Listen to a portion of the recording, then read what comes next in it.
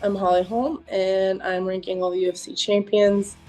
Let's start with Amanda. Amanda's never dodged anybody, fought everybody when they were in their prime. So I think that she's a very dominant champion, and it's like over time she even got more and more dominant. So I think and to be a double champ. I know 145-pound division didn't have a lot of girls in it, but she still always took care of business, even when Cyborg was there. And Cyborg, at the time was kind of considered unbeatable. So Amanda's definitely taken on the challenge of everyone and done well with it. And now she's retired, and she deserves all the credit because she's definitely she's done the job. She's never dodged anybody. Too bad I couldn't get a rematch with her. Now she's retired, but she's definitely a very dominant champion, and for a reason. I'm gonna go with Shevchenko. I think Shevchenko is she really was kind of really considered just unbeatable for a really long time. She's also fought in 2 weight divisions, and she's I would say maybe the most well-rounded with skill. She's a threat on her feet, she's a threat in the clinch, she's a threat on the ground. I don't think she's necessarily like the strongest, but I think that proves how well her skill is because she's been able to use her skill to dominate so much. Let's go with Joanna. Joanna is another one of those that took every challenge. She didn't get a walk away from the sport, retired with the belt in hand. However, I do think there's a couple of those fights towards the end that a lot of people thought could have maybe gone towards, where she could have got the belt back. But regardless, she's one of those that came in with a lot of confidence and just really put it on her opponents. She didn't dodge anybody. She fought everybody, and even with a loss, came back and tried to get that rematch and put it on the line. A lot of people don't have that, but she was a very dominant champion and a reigning champion for a very long time as well. Also thought to be one of those that was going to be really hard to beat. So I give her a lot of credit just because she's not, fighting right now. I think that she has been. I'm looking at the most dominant champions right now. I think that's definitely, yep. I probably should have put Ronda up in there maybe before Shevchenko, but we'll go with Ronda.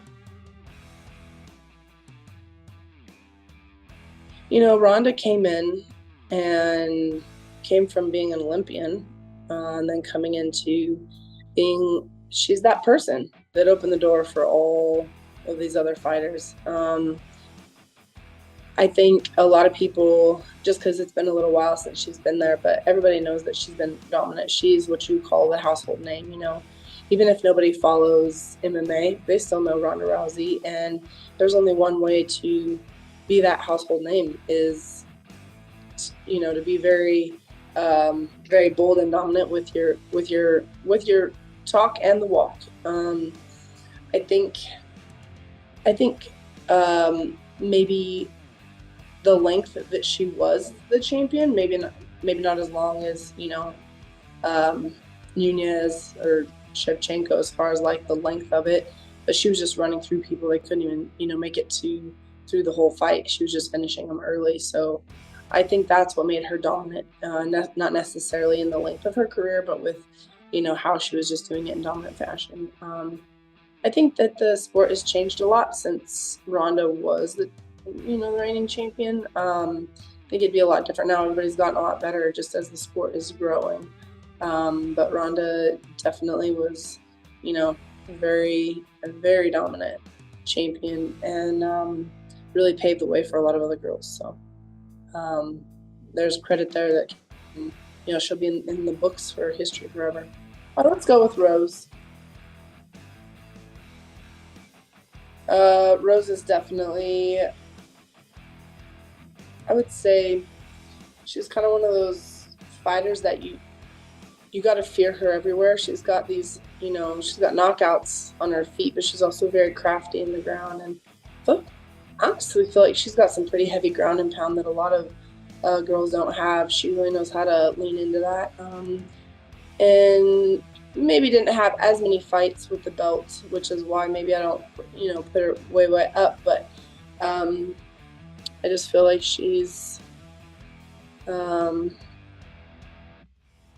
of those that you can't ever overlook. Every time she gets in, I don't think it's ever, she's never been like this person that's like way underdog going into a fight.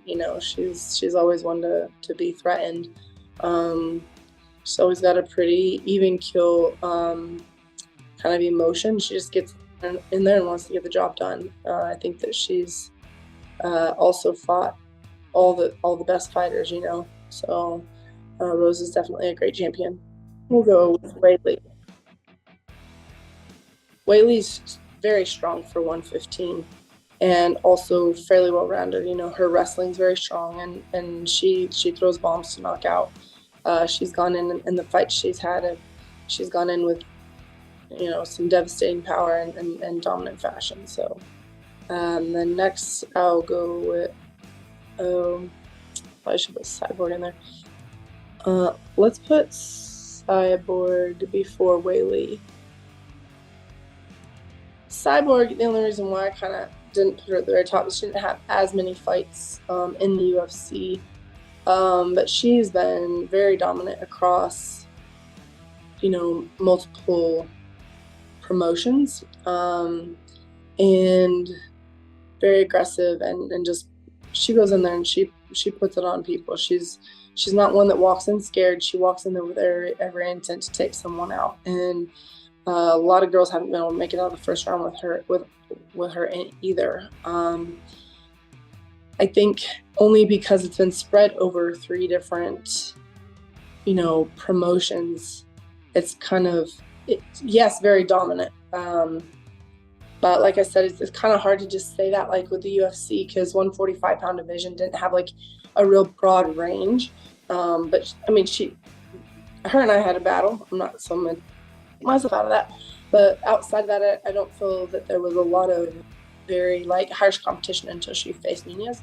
But she's been a dominant champion. A lot of respect for her going through. She's the only person that has belts in multiple promotions. I've got like the legacy title and then the UFC title under my belt, but she's also got, she was Invicta UFC and now Bellator and been running through everyone in Bellator as well. So she deserves a lot of credit for everything that she's done. Let's go with Andrade. Whether she had the belt for a long time or not, she's fought at 135 and 125 and she's very strong, got some great wrestling, and has been, she's one to fear. Every time anybody fights her, I know that she's one of those that maybe didn't hold the belt forever, but she's always that person that could be fighting for the belt, and a very tough champion as well. So Andrade, she's been around a long time too. The longevity of her career has been longer than a lot, and she's very tough. Kind of want to go with Alexa Grasso, but she barely just got it. That's really hard. I mean, everybody else has pretty much had the belt like one time on there. Let's go Alexa Grasso.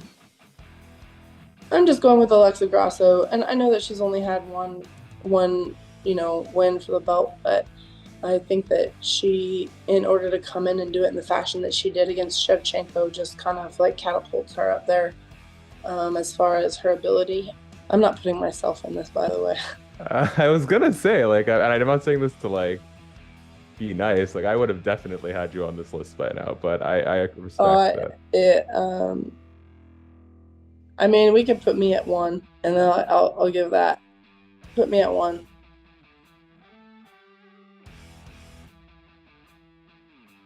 There's a lot of different reasons of why I have people where they are. I think it's maybe even where I feel like their ability would be, even if they were to keep going forward, whether retired or not, and who they fought at the time. It's really hard because I just think all these girls that have made it to the championship level I could sit here and debate it and change the order of this 1,000 times, honestly, depending on how I want to look at it. So take it with a grain of salt. Don't be getting offended, anybody.